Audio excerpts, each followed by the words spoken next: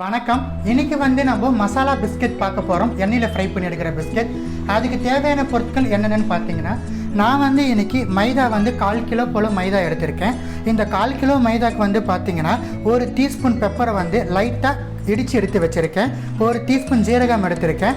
1/4 teaspoon பெருங்காயம் எடுத்திருக்கேன். 1/4 teaspoon மஞ்சள் பொடி எடுத்திருக்கேன். 1/2 டீஸ்பூன் வந்து தனி மிளகாய் தூள் எடுத்திருக்கேன். உப்பு தேவைக்கேற்ப, தண்ணி தேவைக்கேற்ப, எண்ணெய் தேவைக்கேற்ப. வாங்க நாம் இப்போ ப்ராசஸ் பார்க்கலாம். முதல்ல வந்து நம்ம மாவு பிணைய போகிறோம். அதுக்கு வந்து நான் ஒரு பவுல் எடுத்திருக்கேன்.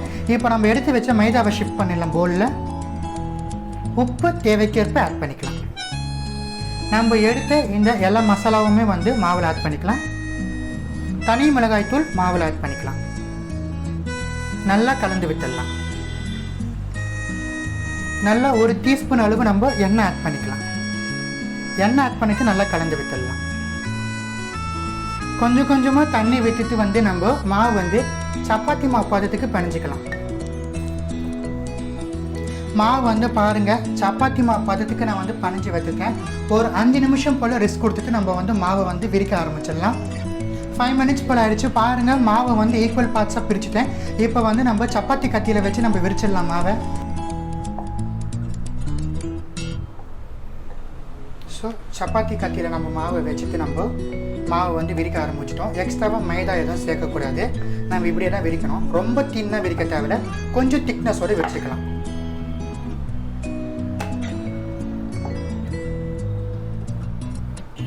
ஸோ பாருங்கள், மாவு விரிச்சாச்சு. நான் வந்து இந்த அளவு திக்னஸ் வச்சுருக்கேன். இதை வந்து இப்போ நம்ம கட் பண்ணிக்கலாம். உங்களுக்கு எந்த ஷேப் வேணுமோ அந்த ஷேப்பில் நம்ம கட் பண்ணலாம். இதுக்குன்னு ஒரு குறிப்பிட்ட ஷேப்லாம் இல்லை. ஸோ ஒரு ஷார்ப்பாக இருக்கிற நைஃபை வச்சுட்டு நம்ம கட் பண்ணிடலாம். ஸோ பாருங்கள், ஒரு குறிப்பிட்ட ஷேப்பில் நான் கட் பண்ணிவிட்டு இதை வந்து நம்ம ஆயிலில் போட்டு டீப் ஃப்ரை பண்ணி எடுத்துடலாம் வாங்க. ஸோ இங்கே பாருங்கள், ஒரு பாத்திரத்தில் வந்து எண்ணெய் ஊற்றி வச்சுருக்கேன். எண்ணெய் நல்லா ஹீட் ஆகிடுச்சு. இந்த ஸ்டேஜில் வந்து நம்ம கட் பண்ணி எடுத்து வச்சுருக்கிற இந்த பிஸ்கெட்ஸை நம்ம ஆட் பண்ணி டீப் ஃப்ரை பண்ணி எடுத்துடலாம் மிதமான தீயில். எல்லாமே ஆட் பண்ணிட்டோம். நல்லா நம்மளுக்கு கிறிஸ்பியாக நம்ம ஃப்ரை பண்ணி எடுக்கணும்.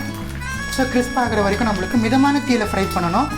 ஃப்ளேம் அதிகமாக வச்சிங்கன்னா வந்து சீக்கிரமாக கரிஞ்சிடும், உள்ளெல்லாம் வேகாது. ஸோ மிதமான தீயில் வச்சு நல்லா கிறிஸ்பாகிற வரைக்கும் நம்ம ஃப்ரை பண்ணி எடுத்துக்கலாம். இங்கே பாருங்கள், நல்லா கிறிஸ்பியாக நல்லா கோல்டன் ப்ரௌன் கலருக்கு நம்மளுக்கு வந்துடுச்சு. இந்த ஸ்டேஜில் வந்து நம்ம ரெடி பண்ண இந்த சிப்ஸ் எடுத்துடலாம், மசாலா பிஸ்கெட்ஸை. பாருங்கள், ரொம்ப கலக்கலான இந்த மசாலா பிஸ்கெட் உங்களுக்காக வேண்டி நான் இன்றைக்கி செஞ்சு காமிச்சிருக்கேன். மறக்காமல் இந்த மசாலா பிஸ்கெட்டை உங்கள் வீட்டில் செஞ்சு சாப்பிட்டு பார்த்து எப்படி இருந்துச்சுன்னு எனக்கு கமெண்ட் செக்ஷனில் தெரிவிச்சிடுங்க. நன்றி, வணக்கம்.